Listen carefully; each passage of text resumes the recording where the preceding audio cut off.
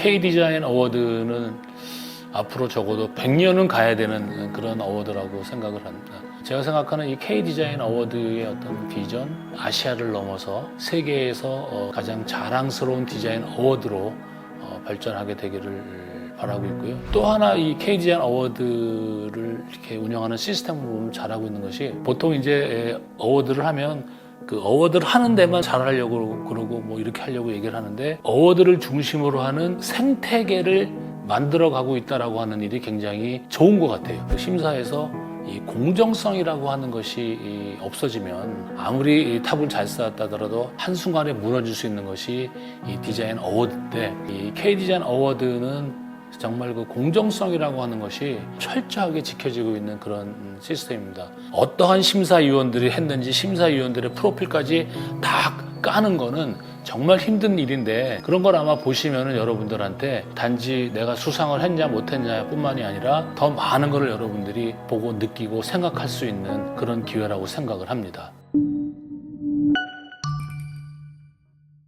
K-디자인 어워드 심사위원장을 맡고 있는 홍익대학교 국제디자인 전문대학원의 나건 교수입니다. K-디자인 어워드가 올해 이제 11년째인데, 이 디자인 어워드들이 굉장히 많이 있습니다. 잠시 했다가 없어지고 그러다 또 다시 나타나고 이렇게 하는데, 사실은 어워드가 잘 정착을 하려고 그러면 이것이 지속성이 있어야 되거든요. 근데 이 K-디자인 어워드가 벌써 11년 동안 지속했다라고 하는 것은 정말 대단한 일이고, 리더 역할로서 아시아의 디자인을 세계의 디자인으로 추진하는 데에 가장 큰 원동력을 가지고 있는 디자인 어워드라고 생각합니다. 정부에서 주도하는 어떤 상이라고 하는 것이 갖고 있는 한계, 틀림없이 우리나라에는 있고, 해외에서도 이제 그 레드닷 어워드는 거기도 단체가 진행을 하다가 이제 피터 잭 회장이 그걸 인수를 해서 이름을 레드닷으로 리브랜딩을 하면서 세계적인 브랜드를 키운 거고, 속성이 좀 다르잖아요. 그런 면에서 관이 아닌, 또 조직이 아닌 그런 젊은 패기 있는 디자이너들이 뭔가를 하면서 이거를 국제화로 풀어간다라고 하는 거는 굉장히 참신하고, 또 이거는 젊은 사람들이기 때문에 할 수 있는 그런 시도라고 생각을 한 거죠. 지난 11년 동안 이렇게 K-디자인 어워드를 돌아다 보면 이 어워드가 지속하는 것도 굉장히 어려운 일이긴 하지만, 지속하면서 꾸준히 향상했다라고 하는 것이 더 놀라운 일인 것 같아요. 최근에는 뭐 위너 패키지도 바꾸고 또 전용 서체도 만들고 이렇게 하는데, 지난 11년 동안 일련의 과정은 K-디자인을 여기에 참여하는 모든 사람들에게 어떠한 만족스러운 경험을 제공할 것이냐 하는 핵심 컨셉을 가지고 브랜딩을 하기 위한 지속적인 노력이었다는 거 하는 것이 지난 11년 동안 K-디자인 어워드가 지속했던 성공 요인이 아닌가 생각합니다. K-디자인 어워드의 위너 패키지는 다른 그 어떤 국제적인 어워드보다도 사력 있게 디자인된 그런 패키지고, 거의 뭐 퀄리티나 이런 걸로 보면 그 세계 탑 이렇게 볼 수가 있고요. 무엇보다도 강력한 그 옐로우와 그 심볼이 주는 강한 임프레션, 환경을 생각을 해서 다 종이로 이렇게 만들었다고 하는 것이, 경제성을 봤을 때는 사실은 굉장히 어려운 결정이긴 하지만 이런 노력들이 있었기 때문에 K-디자인 어워드가 계속 지속할 수 있는 그런 어워드가 아닌가 생각합니다. 심사를 하는 과정은 정말 많은 심사위원들이 국제적으로 모여서 시스템을 하기 때문에 이게 일종의 피어 리뷰 같은 거기 때문에 어느 한 사람이 상에 결정하기가 어려운 시스템이라 이건 굉장히 좋은 것 같아요. 심사에서 이 공정성이라고 하는 것이 없어지면 아무리 탑을 잘 쌓았다 하더라도 한순간에 무너질 수 있는 것이 이 디자인 어워드인데, 이 K-디자인 어워드는 정말 그 공정성이라고 하는 것이 철저하게 지켜지고 있는 그런 시스템입니다. 많은 사람들이 심사를 하고, 또 심사했을 때 어떤 사람들은 또 뭐 엉뚱한 거를 찍는 사람들도 있고 뭐 그런데, 그 전체적으로 이 심사위원들의 그런 매칭한 그런 비율을 퍼센티지를 결정을 해가지고 거기에 어떠한 일정한 수준 도달하지 못하고 계속 성과가 낮은 사람들은 다음번 심사에 탈락을 시키고, 그러는 과정을 거치면서 심사위원 툴과 심사위원의 운영 방식도 계속해서 진화하고 발전한다라고 하는 것이 어워드의 공정성에 굉장히 중요한 역할을 하고 있고요. 무엇보다도 중요한 거는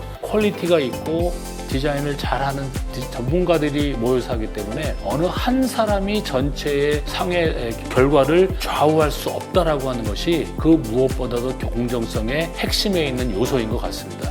온라인으로 발표할 때에는 어떠한 심사위원들이 했는지 심사위원들의 프로필까지 다 까는 거는 정말 힘든 일인데, 그런 걸 아마 보시면은 여러분들한테 단지 내가 수상을 했냐 못했냐 뿐만이 아니라 더 많은 걸 여러분들이 보고 느끼고 생각할 수 있는 그런 기회라고 생각을 합니다. 뭐 계속 이제 출품 수가 많아지고, 출품 수가 많아지면 사실은 퀄리티가 좋아지더라고요. 그러니까 우리가 이제 브레인스토밍을 할 때 그 중에 원칙 중에 하나가 go for quantity라고 얘기를 하거든요. 그러니까 양이 많으면 좋은 게 나온다 이게. K 디자인 어워드의 출품 수가 점점 많아지기 시작을 하면서 두드러지게 보이는 것이 출품하는 그 전반적인 퀄리티가 올라가고 있고, 비슷한 어떤 제품이라도 거기에 따르는 굉장히 다양한 것들을 볼 수 있다. 그 한국과 중국과 인도네시아, 말레이시아 뭐 이런 아시아 국가들의 이런 출품을 하면서 생기는 거는 뭐냐면, 그 작품을 이해할 때 그 사람들의 문화를 이해하지 못하면 그 작품을 이해할 수가 없거든요. 이 K 디자인 어워드에서 나오는 그런 다양한 문화적인 배경에서부터 나오는 작품들에 대한 거를 이해하게 된다는 것은 세상을 폭넓게 살 수 있는 그런 기회를 제공하기 때문에, 어떻게 보면 심사위원들의 입장에서는 굉장히 효율적으로 다양한 세상을 경험하는 그런 좋은 기회가 되고 있어서 굉장히 지금 좋은 것 같아요. K 디자인 어워드는 앞으로 적어도 100년은 가야 되는 그런 어워드라고 생각을 합니다. 제가 생각하는 이 K 디자인 어워드의 어떤 비전, 아시아를 넘어서 세계에서 대표되는 가장 자랑스러운 디자인 어워드로 발전하게 되기를 바라고 있고요. 또 하나 이 K 디자인 어워드를 이렇게 운영하는 시스템을 보면 잘하고 있는 것이, 보통 이제 어워드를 하면 그 어워드를 하는 데만 뭘까 잘하려고 그러고 뭐 이렇게 하려고 얘기를 하는데, 어워드를 중심으로 하는 생태계를 만들어가고 있다라고 하는 일이 굉장히 좋은 것 같아요. 그러니까 위너 패키지를 만드는 데와 파트너와 협력을 하고, 뭐 이런 새로운 파트너들을 계속 발굴하면서 이 K 디자인 어워드를 둘러싼 하나의 그 에코시스템을 형성한다라고 하는 것이 어떻게 보면은 100년을 갈 수 있는 굉장히 중요한 파트라고 생각을 합니다. 2022년도 K 디자인 어워드는 1차, 2차 온라인 심사를 하고 팀 오브 더 이어를 선정하는 심사를 저희가 오프라인으로 합니다. 그래서 아마 그 과정이 지금도 생각만 하면 굉장히 저도 흥분되고 어떻게 될지 굉장히 너무 재밌을 것 같은데, K 디자인 어워드가 기존의 디자인 어워드들에서 가지고 있지 않았던 그런 것들은 새로운 거를 시도하고, 또 거기서 뭔가 많은 그 경험들을 공유하는 디자인계의 큰 에코시스템을 만드는 일을 열심히 하고 있기 때문에 여러분들 많은 참여를 부탁드립니다.